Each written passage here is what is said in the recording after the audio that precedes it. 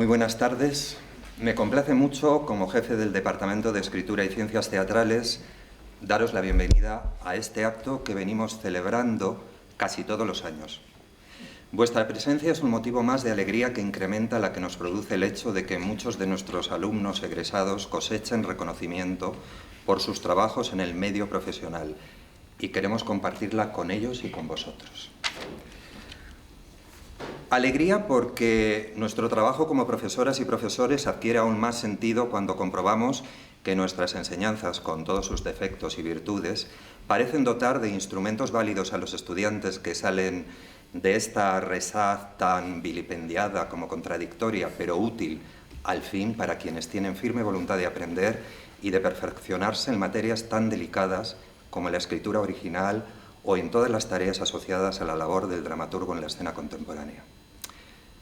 Alegría también porque muchos de vosotros y vosotras que habéis terminado vais consiguiendo que se oiga vuestra voz en un medio profesional cada vez más encarnizado y devaluado económicamente, en el que resulta muy difícil subsistir.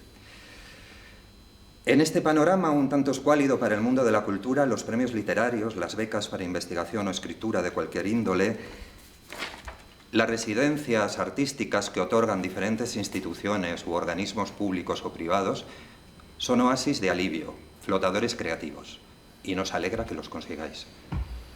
Pero nos alegramos todavía más cuando además sois capaces de encontrar iniciativas imaginativas para llevar a cabo el montaje de vuestros propios textos. En esta edición hemos querido que los protagonistas de la velada seáis indiscutiblemente los galardonados y las galardonadas, así que hemos cambiado un poco el formato con respecto a ediciones anteriores.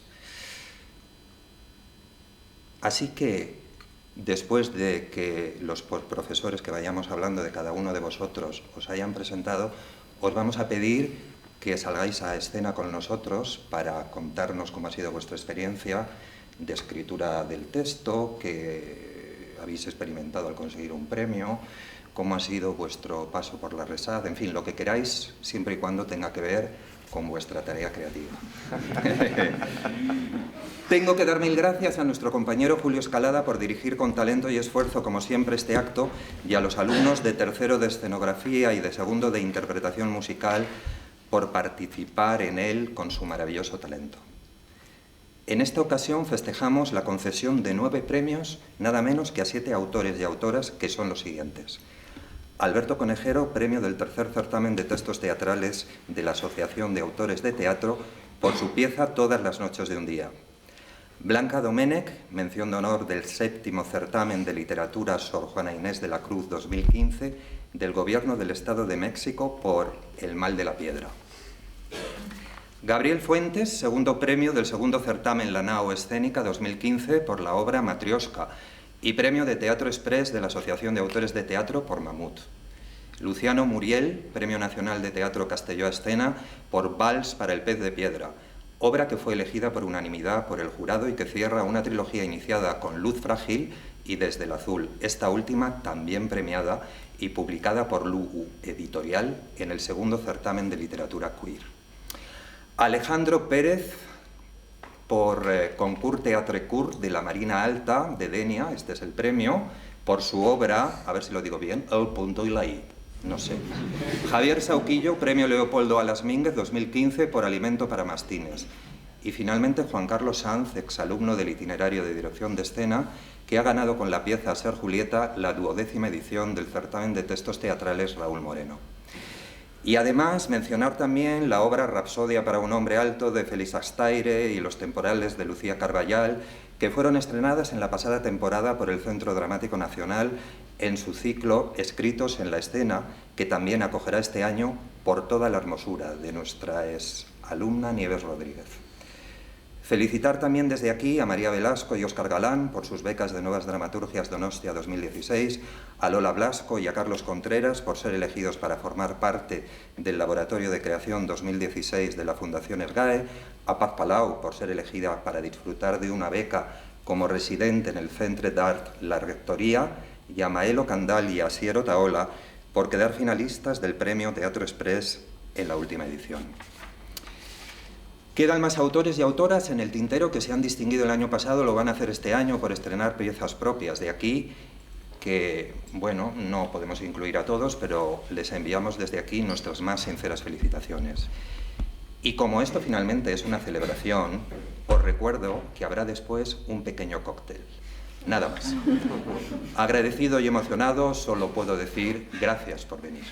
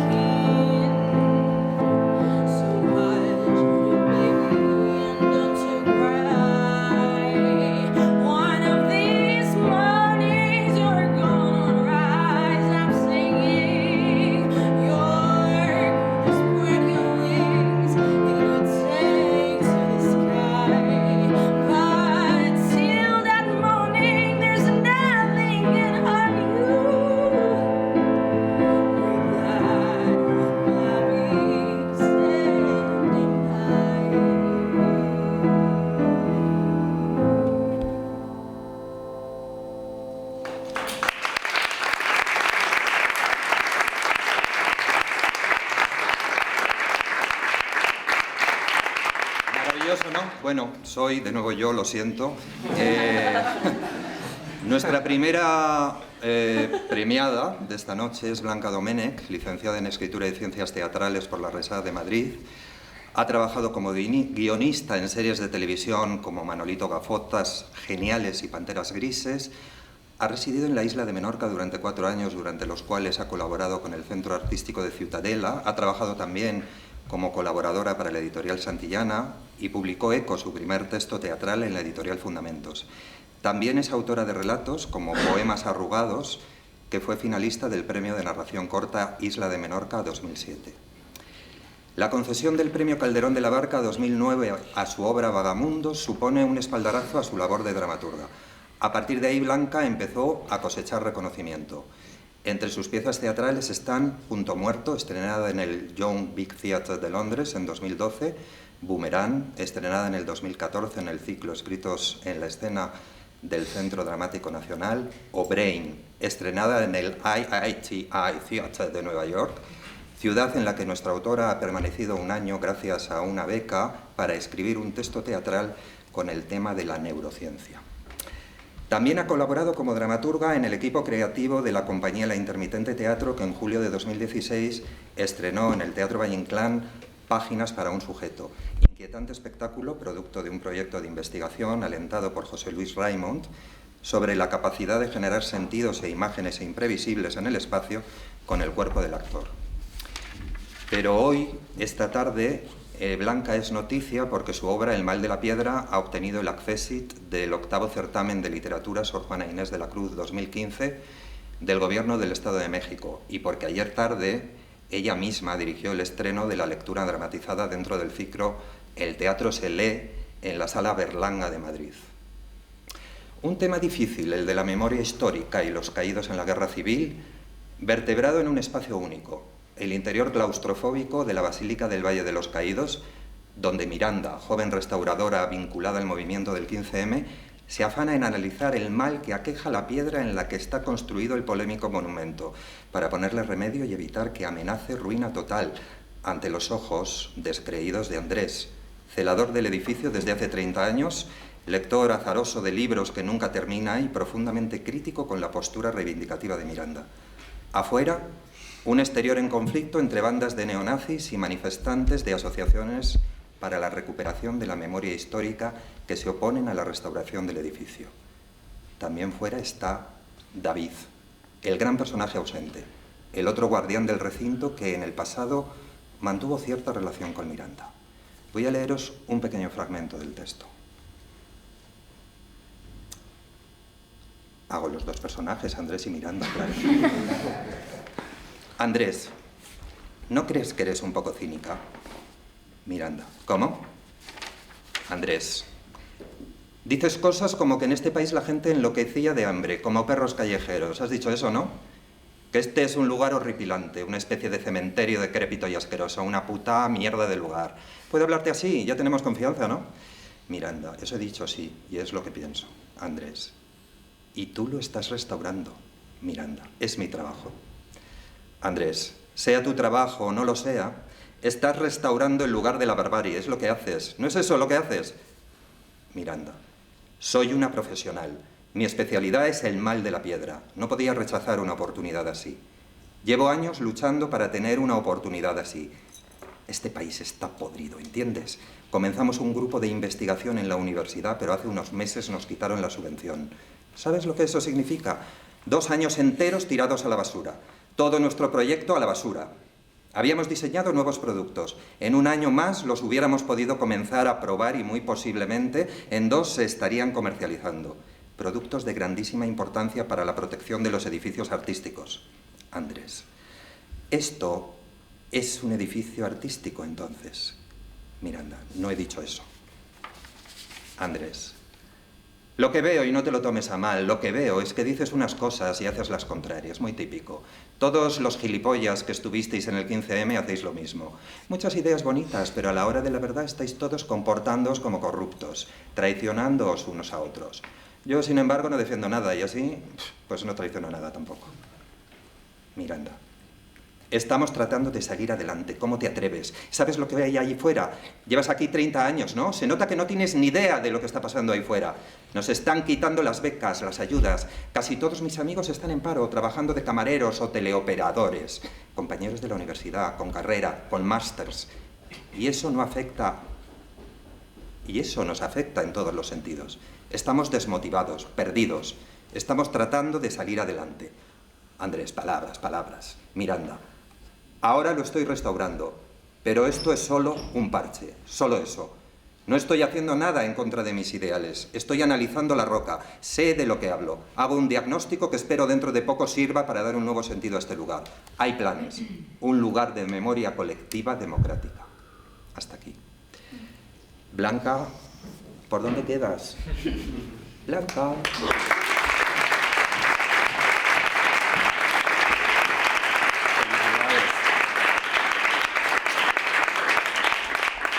Sí, sería bueno que nos contaras un poco cómo surgió la idea de escribir este texto, un poco lo que tú quieras sobre el texto, ¿no? Sí, bueno, pues justo ayer hicimos la lectura dramatizada en las GAE y la verdad es que lo tengo ahora mismo muy en la cabeza.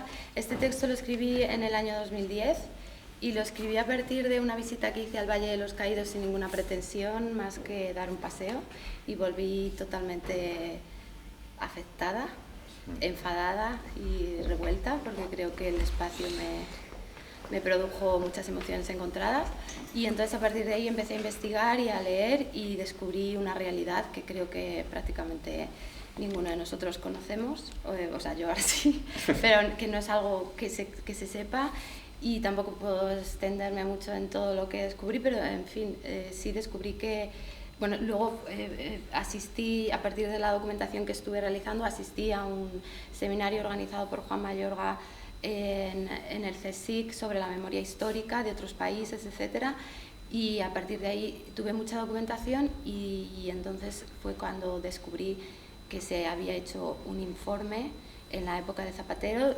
un comité de expertos que visitó el Valle de los Caídos, en el que se le diagnosticaba una cosa llamada el mal de la piedra, y es que se está pudriendo por dentro, y entonces decían que si no se restauraba de aquí a 50 años este monumento se caería en pedazos, y efectivamente se está restaurando.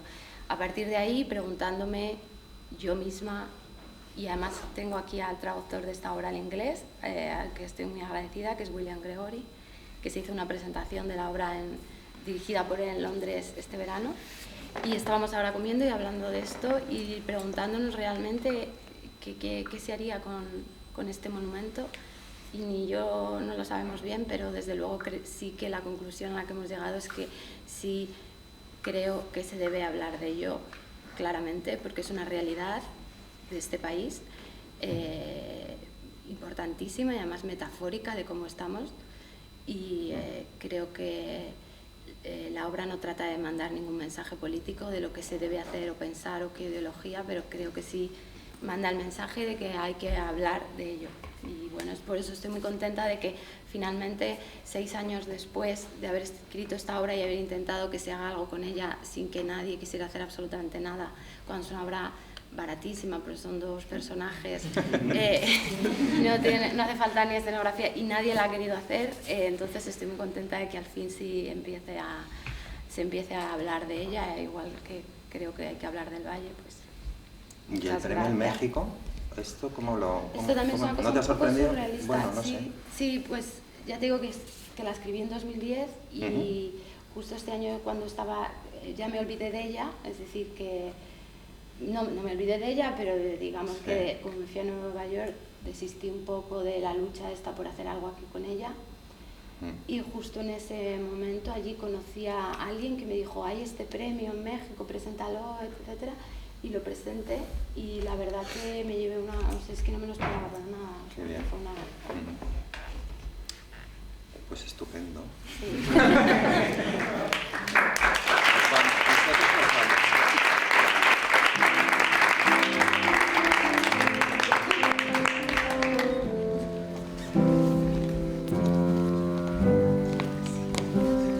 Bueno, el siguiente de los premiados a los que homenajeamos hoy es Alberto Conejero.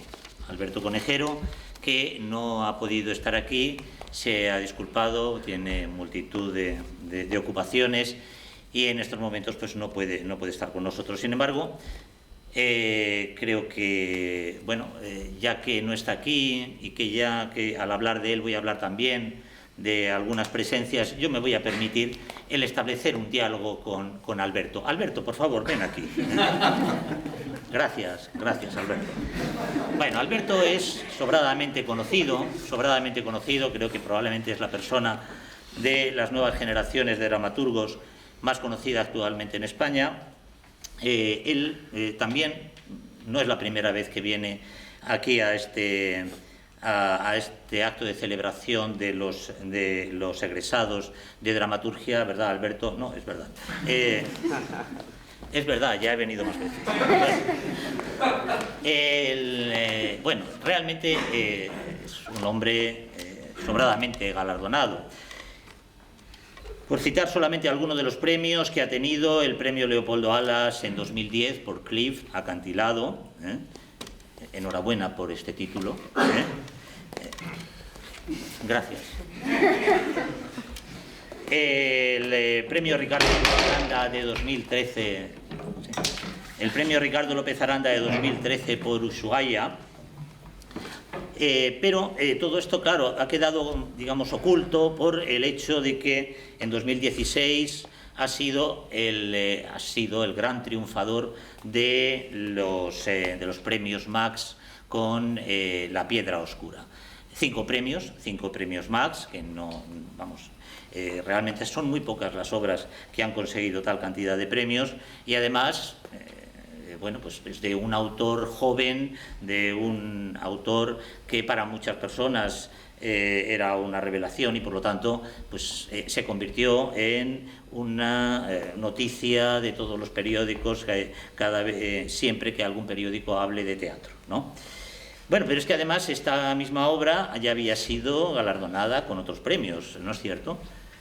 Pues sí, lo cierto es que también había ganado el premio Ceres y el premio José Estruch del Ayuntamiento de Alicante. Bueno, de manera que una de las obras más premiadas. Es además, yo creo que lo que es importante de este caso de La Piedra Oscura es la gran repercusión que ha tenido.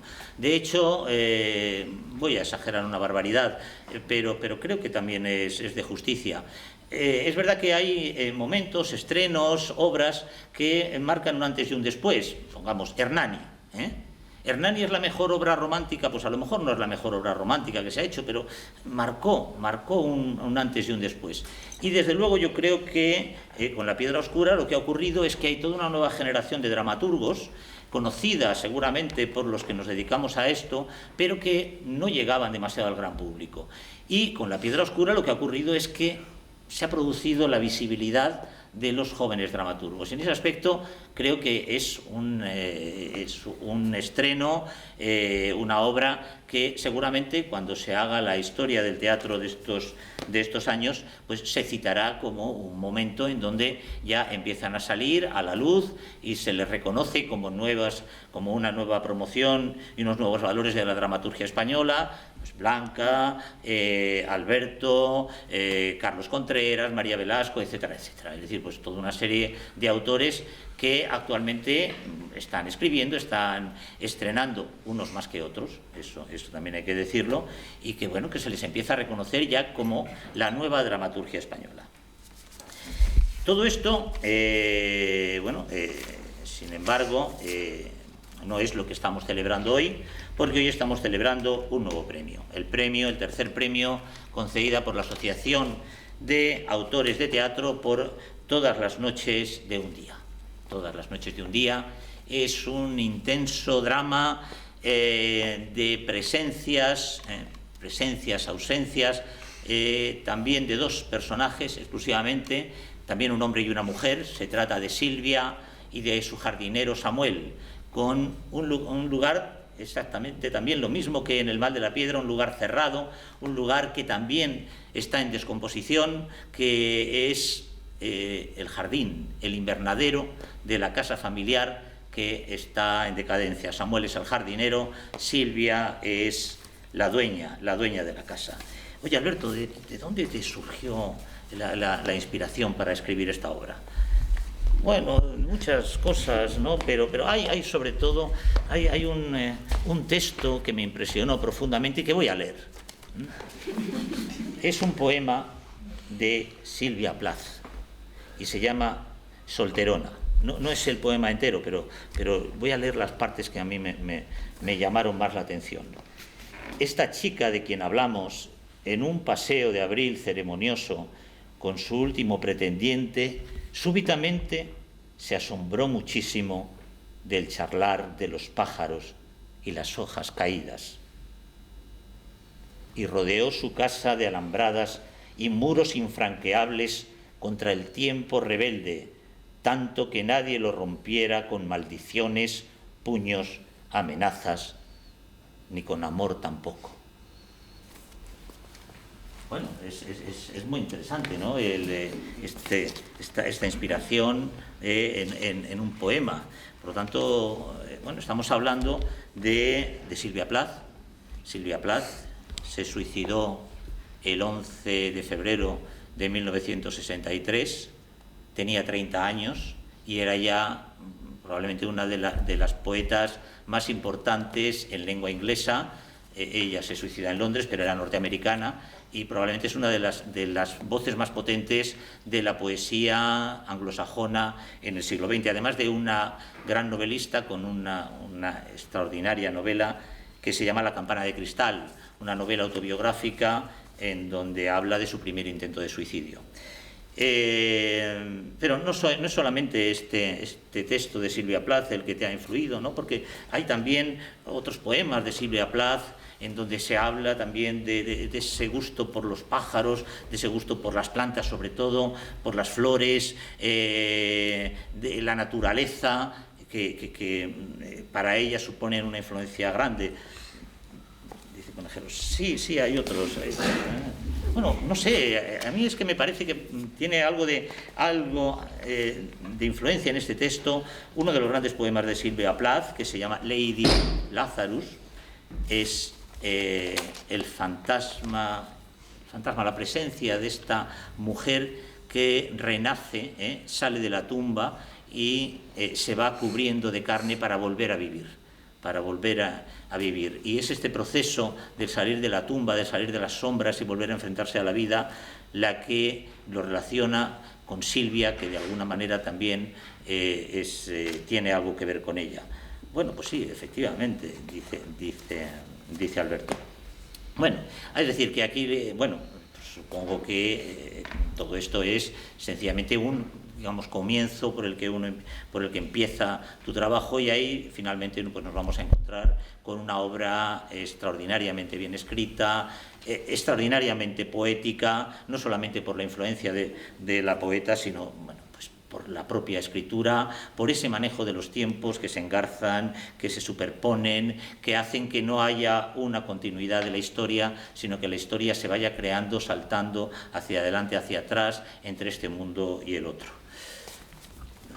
Pues no diré yo que no, claro, sí, es verdad. Pero de todas maneras, no sé, también hay algo de otros autores que a mí también, que yo no abandono nunca, ¿no? Que es, por ejemplo, pues Lorca, yo siempre tengo a Lorca presente, y aquí tendríamos una nueva visión de doña Rosita la soltera, una visión distinta, claro, Bueno, pues efectivamente, es cierto, es una mezcla, una inspiración profunda de dos tradiciones, bueno, lo cual demuestra, Alberto, tu capacidad y tu manera de tomar de unos y de otros. A mí, además, me parece que que tiene un aire de Pinter que se agradece muchísimo en estas obras, ¿no? Y no solamente del Pinter de los últimos años, ¿no? Sino el Pinter que hacía los guiones de películas tan maravillosas que ya nadie ve,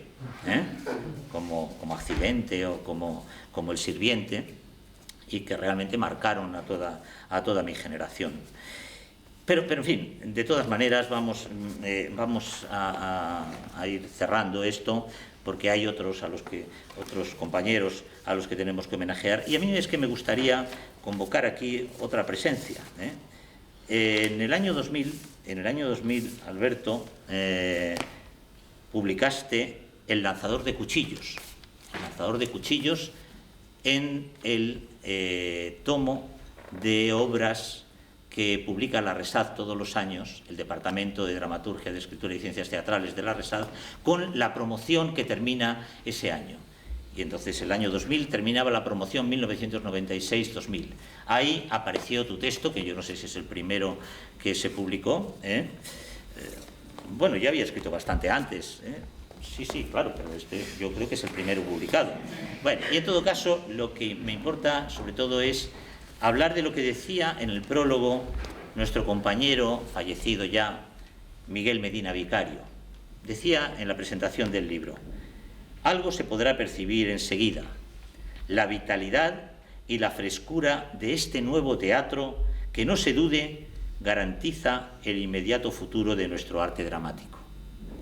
Dos últimas esperanzas para finalizar: que estos dramaturgos, en el sentido amplio del término, vean recompensado pronto su talento, y que la RESAD pueda ofrecerles, al finalizar el presente curso, un volumen que cuando menos iguale en calidad a este. Todo se ha cumplido. Evidentemente, la vitalidad y la frescura de los textos que aparecían en el año 2000 demuestran, garantizan el inmediato futuro del arte dramático como se ve actualmente, y desde luego en tu caso, Alberto, está claro que el talento se ha recompensado, quizás no demasiado pronto, pero está claramente recompensado. Y por otro lado, el Departamento de Escritura y Ciencias Teatrales y el Departamento de Publicaciones de la RESAD sigue publicando todos los años con con una gran constancia los textos de los alumnos que terminan la carrera. Muchas gracias, Alberto.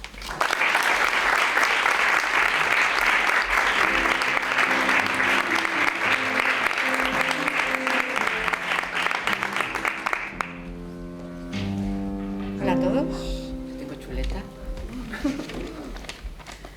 Es un honor presentar a Gabriel Fuentes, un autor que, como vemos, se lleva los premios a pares. Su obra Matrioska ha ganado el segundo premio en el certamen de nuevos dramaturgos La Nao Escénica 2015, premio que, si no me equivoco, se entrega mañana. Y también ha ganado el premio Teatro Express de la Asociación de Autores de Teatro por Mamut. En este momento, y al hilo del asunto de los premios que nos ocupa hoy, voy a hacer un comentario al respecto. Por lo general, salvo alguna excepción, como el Calderón, los miembros de un jurado no conocen la identidad de los autores cuyos textos están valorando. Yo he sido jurado ya de algunos premios y siempre produce una gran alegría ese momento en que, al abrir la plica, aparece el nombre de alguno de nuestros alumnos o exalumnos. A veces la sorpresa es grande, porque una no sospecha que tal texto sea de tal autor, es decir, que no hemos reconocido su estilo. Pero en otras ocasiones resulta inequívoco quién es el autor de un texto. Si yo hubiese sido jurado de estos dos concursos, hubiera reconocido la escritura de Gabriel, por su profunda coherencia, por la persistencia de su imaginario y por su estilo, que está presentándose como una realidad cada vez más definida. En la tarea de acompañamiento que implica ser profesor de escritura, se nos da la oportunidad de conocer la caja de herramientas de los autores que asisten a clase. Y cuando digo caja de herramientas, no me refiero solo a trucos, a maneras, ni siquiera al uso de las formas dramáticas.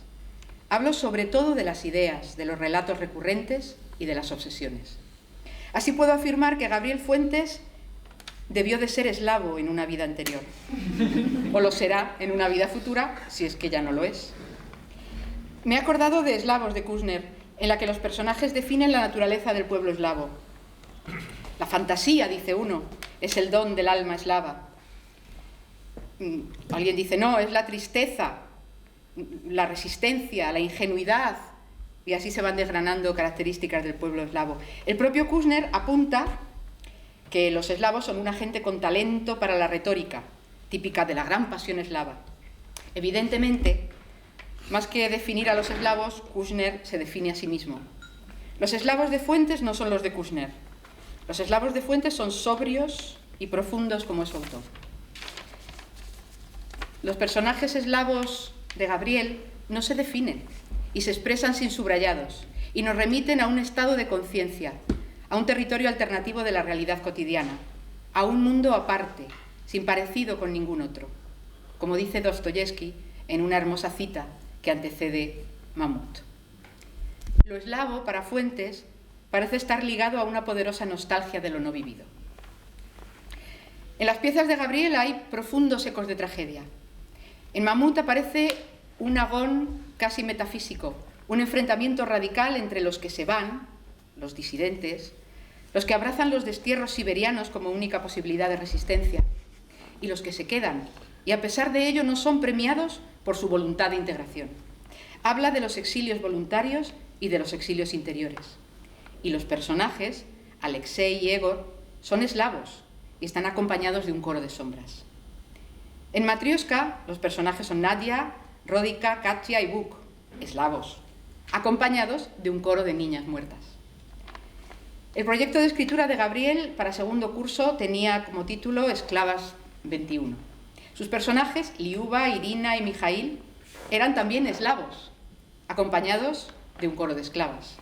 Aquella obra era una prefiguración de Matrioska, y allí también el mundo de la prostitución es el territorio de los cuerpos desposeídos de la voluntad para el placer ajeno.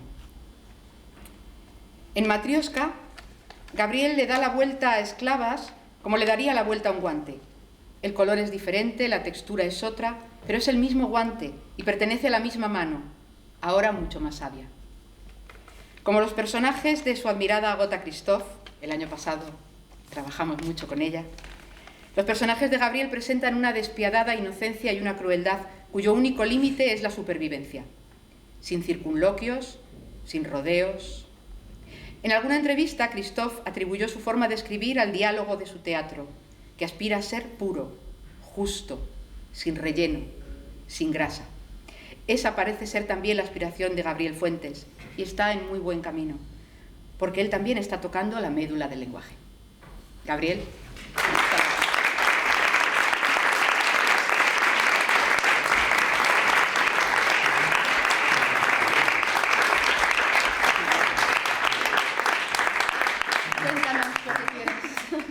Bueno, pues primero quiero agradecer este acto de homenaje por parte de los profesores. Es un acto muy generoso. Eso es lo primero. Claro, yo todavía no me he licenciado, todavía no me he graduado, entonces esto es quizá un discurso o algo que quería decir cuando acabe, ¿no? Querría decir, pero creo que merece la pena decirlo ahora también, ¿no? Estas obras, que todo lo que yo he aprendido es gracias a todos los profesores que componen este grado, especialmente los de escritura. Esperábamos menos. He aprendido mucho de todos, algunos más afines, como mi querida Itziar Pascual, que no puede estar hoy aquí, pero que me ha mostrado su cariño, y también otros que que tienen visiones muy distintas a la mía, pero que me han enriquecido tanto más como la que están cerca de mí, ¿no? Bueno, pues como ya he explicado tantas cosas de mi escritura, no sé mucho más, que yo estoy en búsqueda, o sea, sigo en búsqueda, siempre me planteo que no sé suficiente, que no consigo hacer que los personajes hablen como yo quiero que hablen, siempre estoy buscando, entonces no sé muy bien por dónde explicar esto, ¿no? Por dónde explicar. Yo no esperaba Mamut, fue un juego, fue un reto que planteaba la Asociación de Autores de Teatro, era la tercera vez que me presentaba, ya no tenía ninguna expectativa, sinceramente, solo fui a jugar con lo que yo conocía, con lo que a mí me interesa, con lo que a mí me duele, que ese es mi radar, lo que a mí me duele, y salió bien. Salió bien y estoy aquí por eso también, ¿no? Entonces estoy muy contento. Matrioska es distinta. Matrioska es algo que elaboro, que ya tiene un proceso un poco más lento.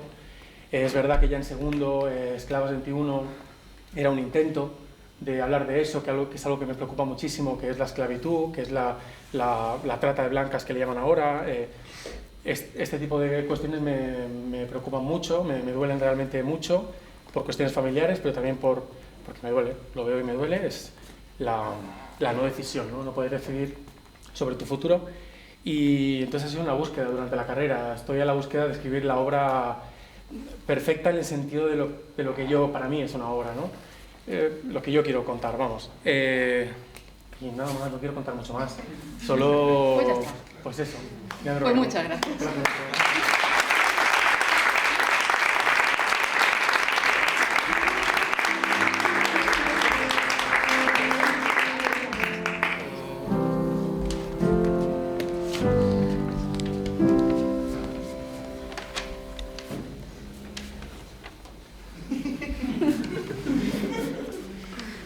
La verdad es que lo que más ilusión me hace de esta presentación es poder unirme a Carmen y a Teresa Alejandro, las dos abuelas de Alejandro, una de Morón de la Frontera, de Sevilla, y otra de Denia, que son las dos que han recogido el premio y el asesi del segundo concurso de teatro INCUR de la ciudad de Denia.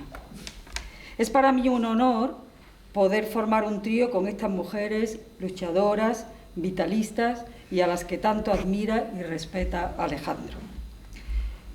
La presentación en sí es otro cantar. Es un poco un embolado.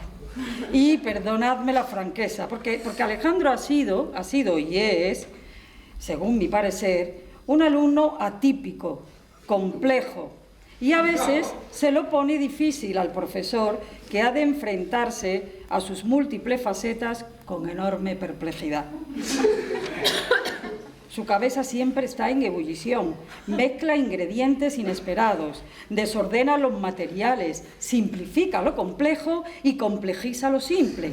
Y ahí hemos de estar, o he de estar, para tratar de acercarnos a ese mundo, para intentar encontrar el camino adecuado, las palabras mágicas que le ayuden a reconducir, a explorar y sobre todo a canalizar toda esa vitalidad de la que están impregnadas sus ideas y sus proyectos.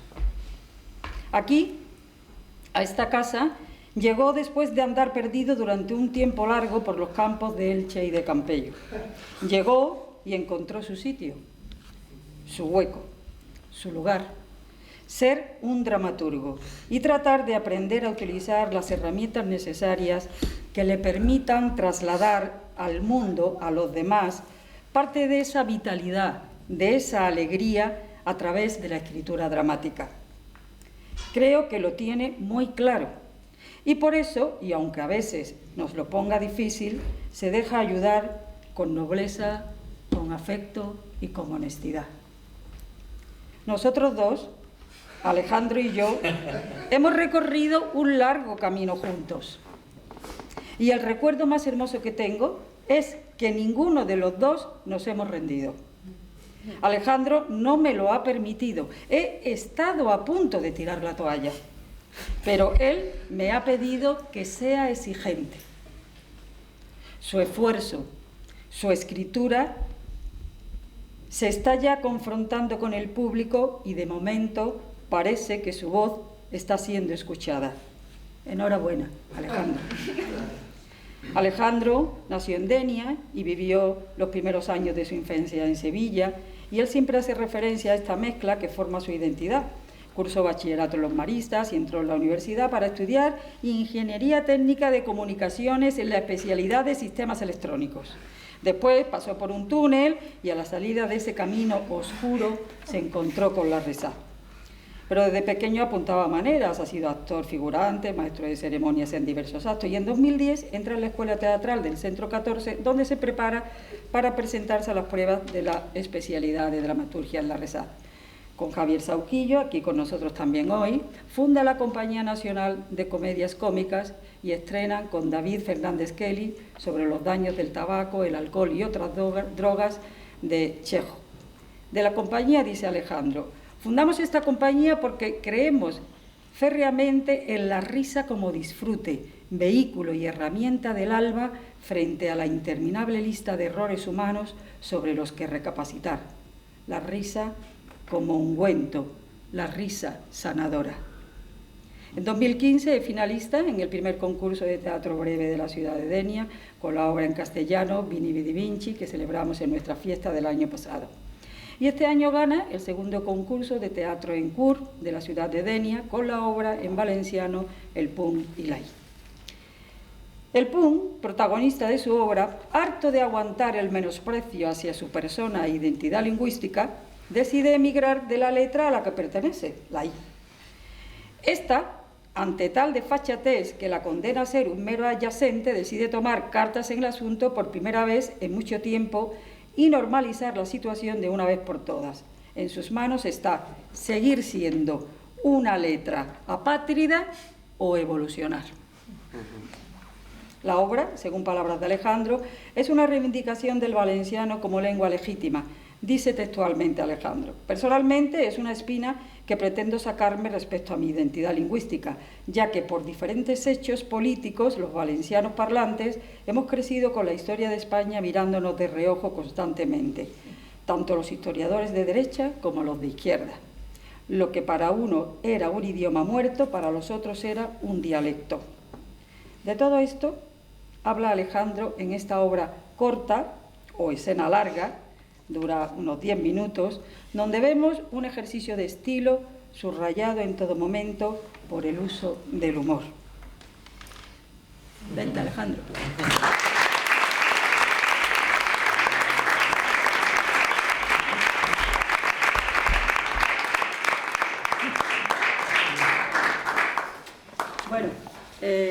No estés tan nervioso, que estás... Sí. No, mira, apóyate aquí. Que me tocas a la yaya. Me tocas a la yaya y a la abuela y ya la hemos liado. Bueno, pues tú hablas de lo que te has preparado, y luego quiero que hagas referencia a este humor como ungüento sanador. Pero tienes ahí como una obsesión y como un camino de aprendizaje, ¿vale? Vale. Venga. Bueno, primero voy a quitar porque me veo haciendo... Sí, porque el pantalón corto, claro, acentúa... Bueno, pues eso es por la yaya y por la abuela. Bueno, pues eso, principalmente agradecer, yo creo que a todos los profesores del itinerario de dramaturgia, porque hay muchos que con paciencia, perseverancia y sobre todo mucho respeto y mucho cariño han soportado el hecho de que haya decidido venir aquí. Entonces, pues por eso yo creo que realmente hoy es un homenaje para mí estar todavía aquí, más que el acto en sí. Por eso que muchas gracias a todos vosotros y a los compañeros, porque sin ellos, realmente tampoco, sin ese roce y sin ese continuo escribir conjunto que hacemos, pues no, muchas herramientas no las hubiera conocido y yo creo que es justo nombrarlos a todos ellos, porque además he tenido muchos, como están con Mario Cuso, pues bueno, y eso, y el humor, pues sí, yo creo que es que desgracia hay mucha, ¿no? Además es que te la tienes que quitar a paladas de encima, entonces el humor es una herramienta para hablar, ya no solo para impermeabilizarse uno mismo contra la sociedad y contra todo lo que nos agrede, ¿no?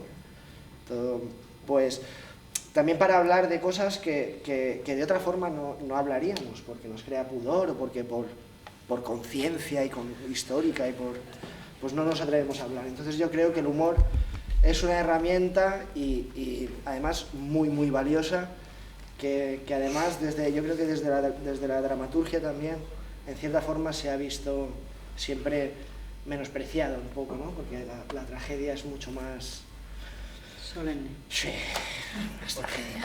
Pero la comedia es mucha comedia. Yo creo que la comedia dice mucho, te permite hablar de mucho y encima dar unas cuantas bofetadas y luego puedes seguir con lo tuyo. Y que otra persona pues ya que siga con lo suyo también. Entonces yo creo que esa es desde luego mi primera intención y bueno, pues algún día escribiré tragedia.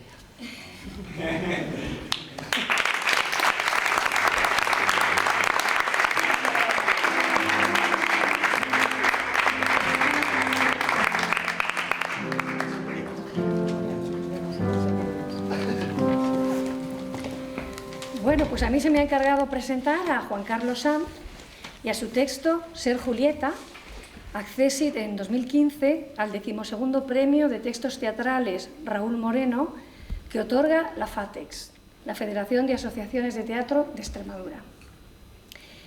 Juan Carlos llegó a la RESAD en 2014 como alumno de dirección procedente de la ESAD de Valladolid.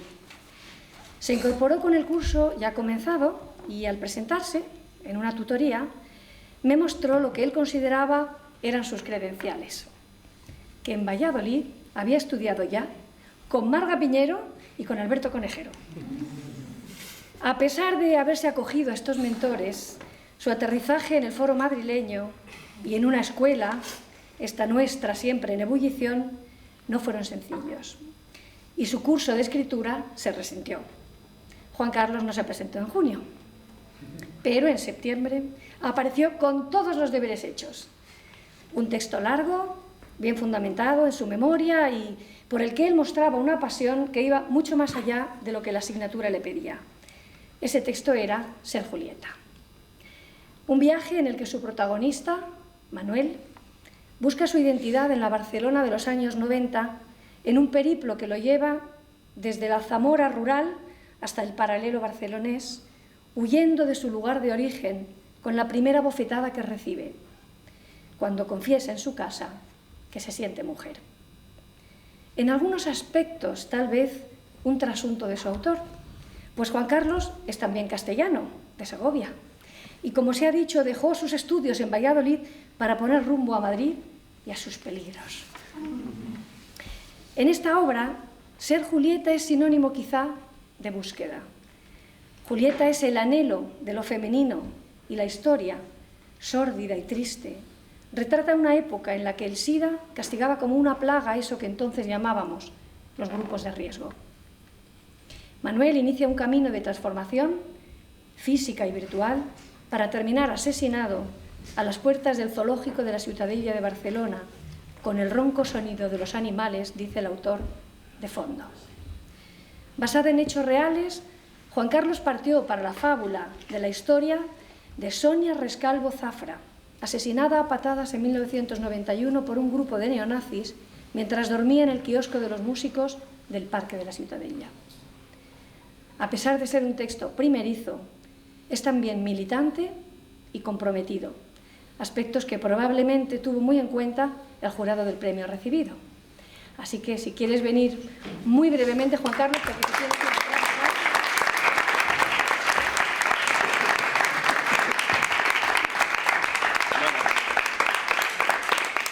Lo primero de todo, como ha dicho Ana, quizá estos pasos siempre hay que agradecerlos a los maestros, y yo tengo 3 de cabecera, que es Marga Piñero, Alberto Conejero y Ana. Digamos que son los 3 que los 3 han estado casi con la mano de no, por ahí no. Entonces han sido quienes no me han dejado dormir en ningún laurel y han estado ahí. Entonces lo primero es agradeceros a vosotras 2 y a Alberto, que no está, el texto. Ven a la luz, ven, que estamos filmando. Ya, pues como tenía ahí a Marga, pues de hecho no la voy a dar la espalda, que si no luego me dice Juan Carlos, ¿eh? Juan Carlos. ¿Ya no? Vale, ya Marga me ha perdonado. Bueno, y sobre todo, aparte de eso, bueno, realmente, como me habéis enseñado, cuando uno escribe un texto y también en dirección, hay algo que te tiene que mover. Ser Julieta empezó con un viaje a Barcelona, donde de modo casual descubrí una glorieta y quise investigar qué había detrás. Y como toda historia no es la historia de una persona, sino es una lucha, una denuncia, un querer ser. Entonces, aunque aquí Julieta o Manuel quisiera ser Julieta, realmente son todos los anhelos que todos queremos tener artísticamente, humanamente, para llegar a ser lo que realmente queramos, sea en la vida sentimental, sexual, artística, lo que sea. Pero es una lucha, una tragedia contemporánea con nuestros anhelos y todas nuestras cosillas. No sé. Pues a seguir en ello. Gracias, sí. Enhorabuena. Gracias.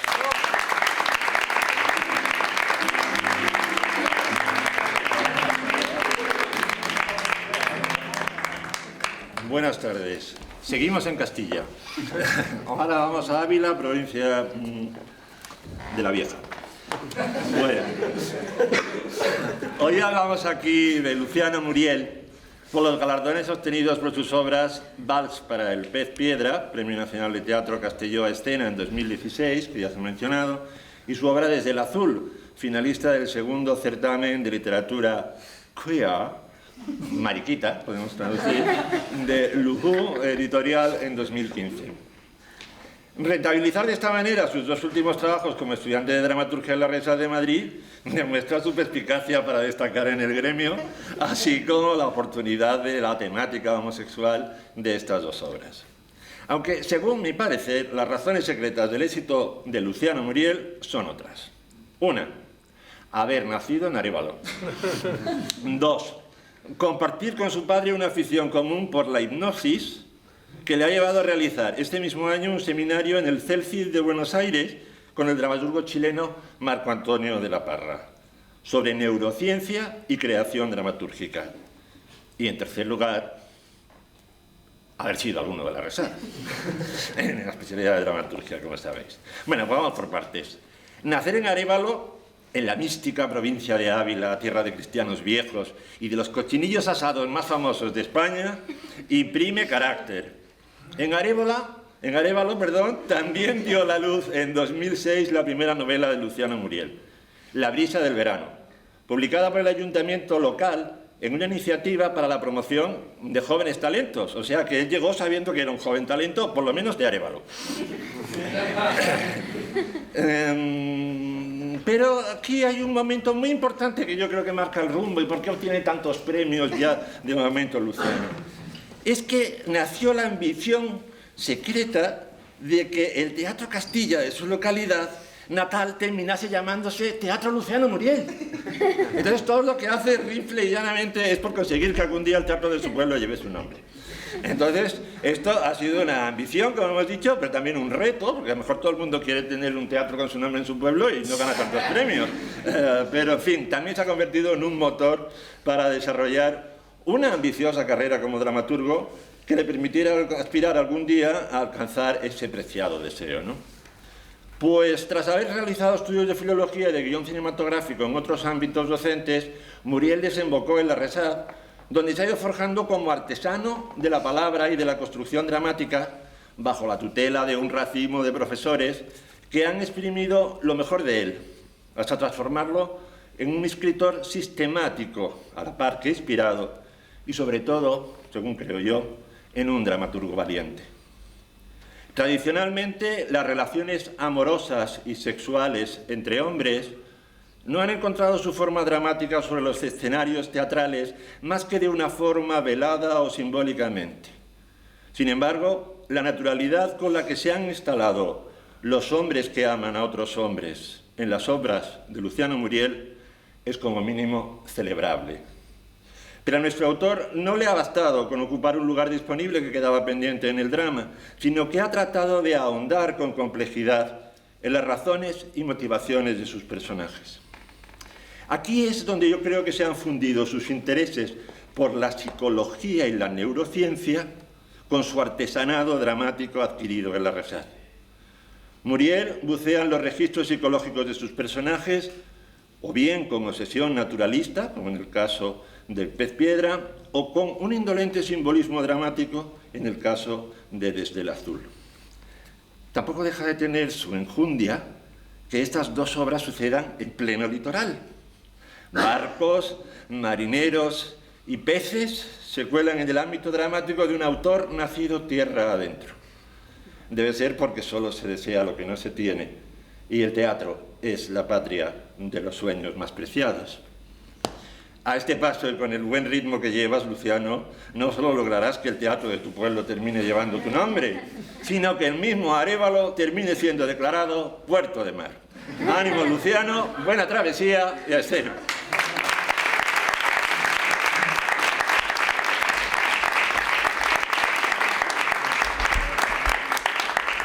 Es tu momento. Sí, es mi momento.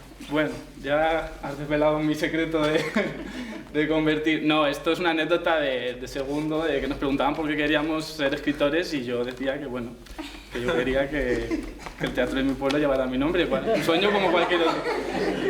Es el primer alumno que me ha dicho que quería que llevara su nombre el teatro de su pueblo en 22 años de docencia, pero bueno, muy normal. Sí, lo de escribir es accesorio. No, ahora sí.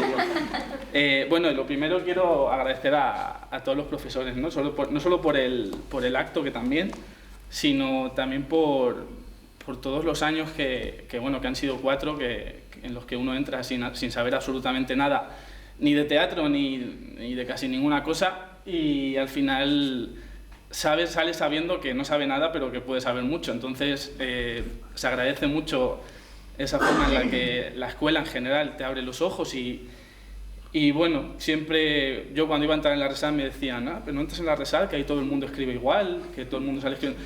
Y en absoluto, creo que es evidente que hay un numeroso, muchísimas voces que cada una tienen su opinión, su ideología y su forma de enseñar, y en ese aspecto me llevo todas y cada una de ellas. Todavía llevo muy poquitos meses egresado, por así decirlo, y todavía estoy aterrizando, entonces todavía no me ha dado tiempo a mirarlas todas con distancia, pero bueno, irán saliendo.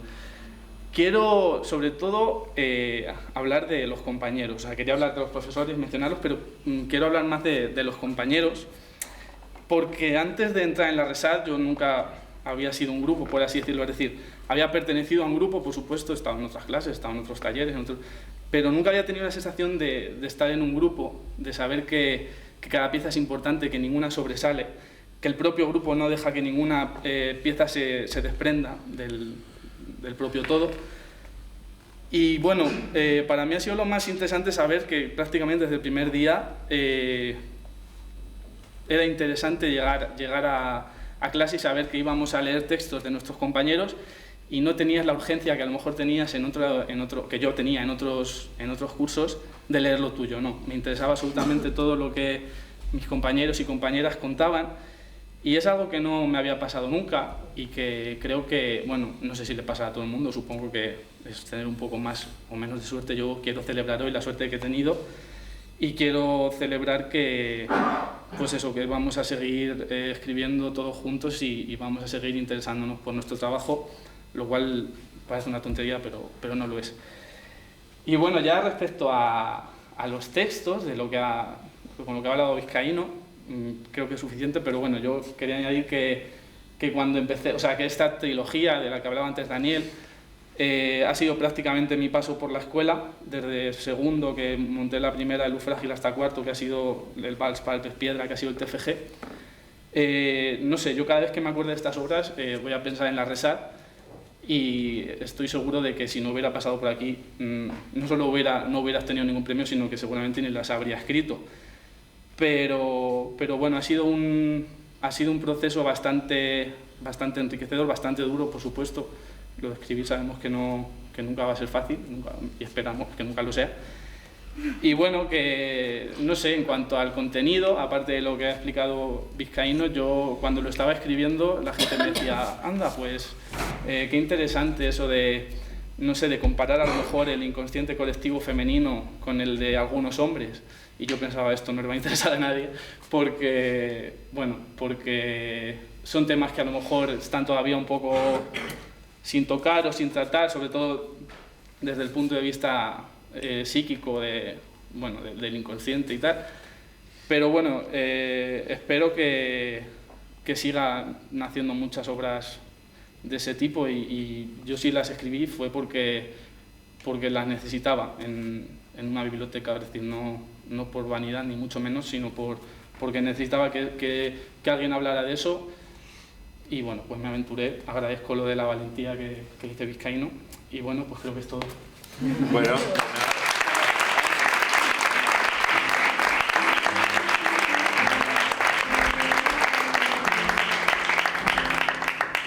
Y por último, Javier Sauquillo.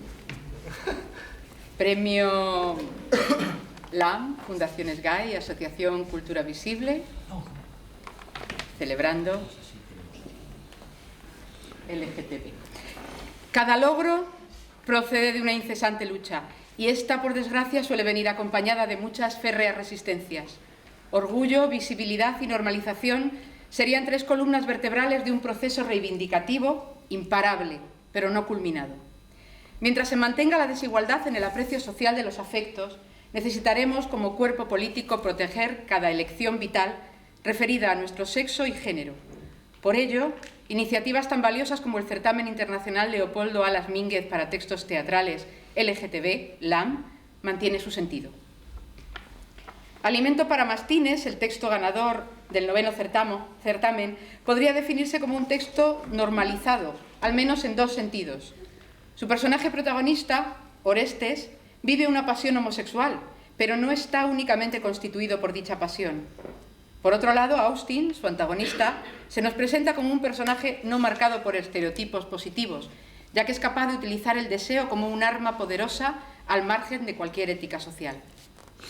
Estamos en el peligroso terreno de la tragedia, donde lo políticamente correcto se hace a un lado, donde la reflexión posterior a la catarsis apela a nuestro máximo grado de libertad. Con esta pieza, Javier Sauquillo nos enfrenta a nuestros impulsos irreconciliables y a las eternas dicotomías nunca resueltas. Nos recuerda que en cada uno de nosotros, enfrentados a lo esencial, habitan un traidor y un héroe. La naturaleza se resiste otra vez a ser doblegada por la razón política, y nosotros, como espectadores de esa lucha incesante, nos convertimos por obra del arte en un auténtico campo de batalla. Tal es el reto que la tragedia nos lanza como espectadores. No hay lugar para la bondad. Tampoco hay verdadero orgullo en Alimento para mastines, aunque sí los jirones de una grandeza heroica y mucho dolor por la pérdida de un ideal de caballerosidad tal vez maldito. En esta pieza, ningún personaje es ajeno a la extrema crueldad, pero precisamente por ello hay normalización, ya que se revisan los relatos establecidos por el mito y la historia desde una perspectiva de género valiente y del todo desinhibida. Me atrevo a afirmar que no hay mayor prueba de libertad creativa dentro de un contexto de reivindicación. Alimento para mastines nació del trabajo en clase de Prácticas de Escritura Dramática 2 del Itinerario de Dramaturgia. En él, un grupo de autores teatrales acepta cada curso el reto de inspirarse en un relato mítico para escribir una nueva obra teatral. Se estudia el mito en cuestión, en este caso, la Orestiada, y surgen diferentes versiones, con la convicción de que en la diferencia reside el estilo de cada uno de los autores. La principal herramienta del autor en este supuesto es la analogía. El procedimiento analógico se vale de líneas de conexión entre tiempos, espacios, personajes y relatos aparentemente dispares, El artista, no lo olvidemos, es el que sabe ver más allá o más adentro, el que revela las relaciones entre fenómenos ocultas a la mayoría de los mortales y es capaz de mostrarnos una verdad presente pero escondida tras la maleza de lo consabido.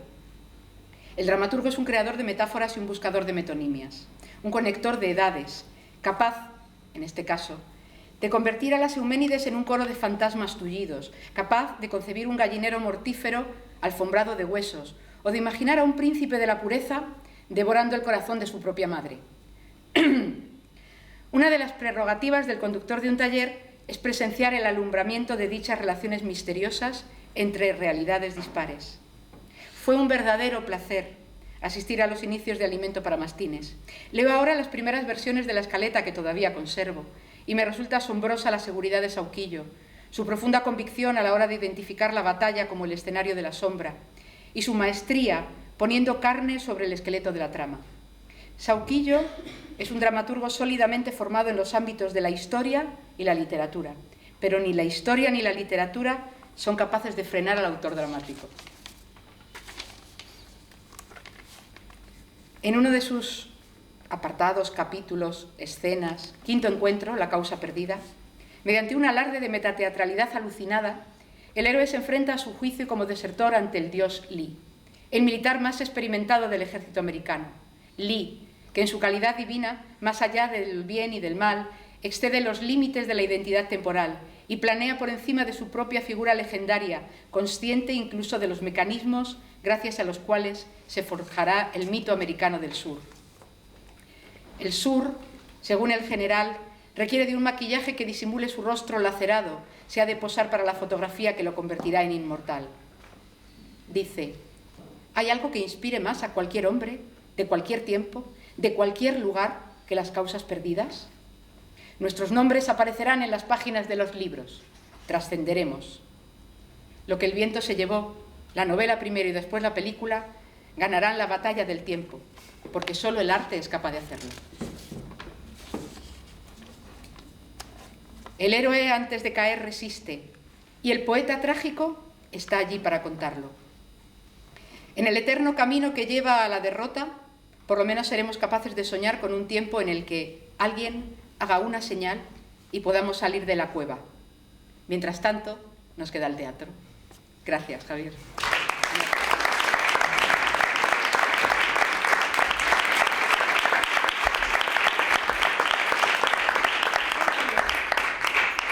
Bueno, pues como todos estamos esperando el vino, que es lo que nos mueve a hacer teatro, intentaré ser lo más breve posible. En primer lugar, agradecer a Julio Escalada y al Departamento de Ciencias Teatrales y de Escritura organizar esto, porque es sobre todo un lugar de reencuentro.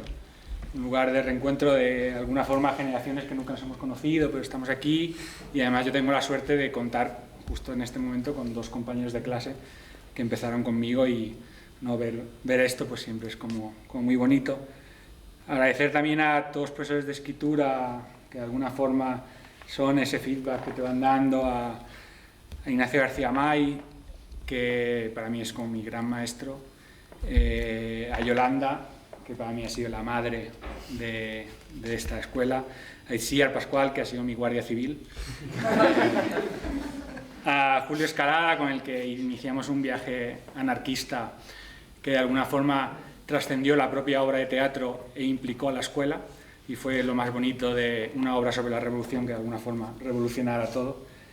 Y por último a Pedro Villora, que me acompañó en la aventura más ambiciosa de escribir una zarzuela después de 1980, y además una zarzuela política, ¿no? Es decir, bueno, pues las causas perdidas, ¿no? Cada uno tiene sus obsesiones.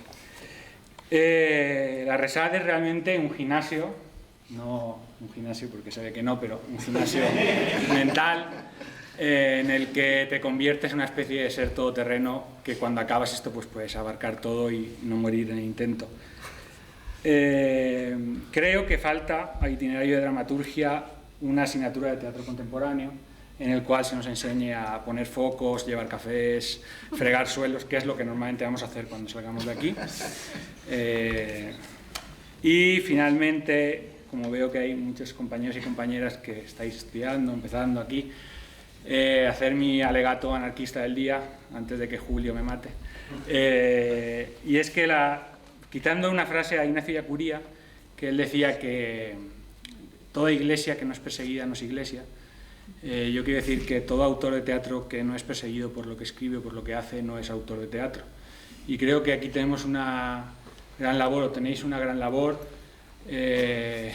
Esto es pues una mierda, ¿no? Ya lo sabemos todos, no voy a explicar cómo va este país, pero podéis cambiar las cosas, y el primer foco donde hay que cambiar las cosas es en lo vuestro más cercano.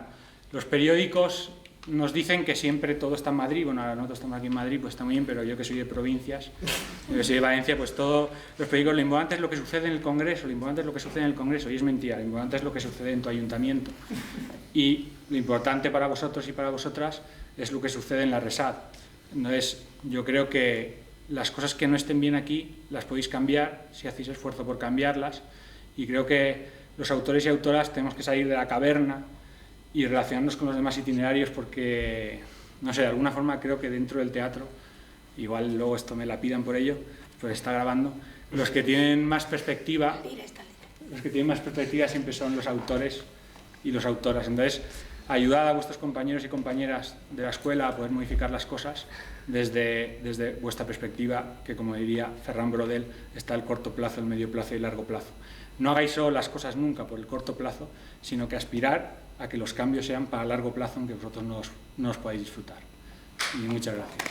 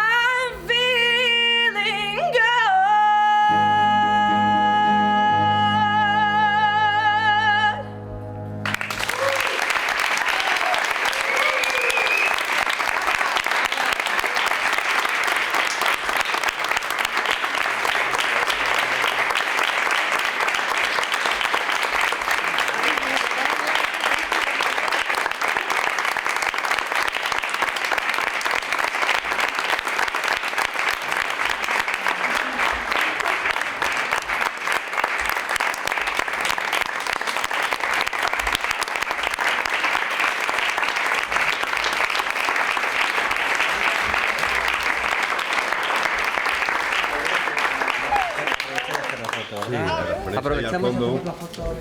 Vale.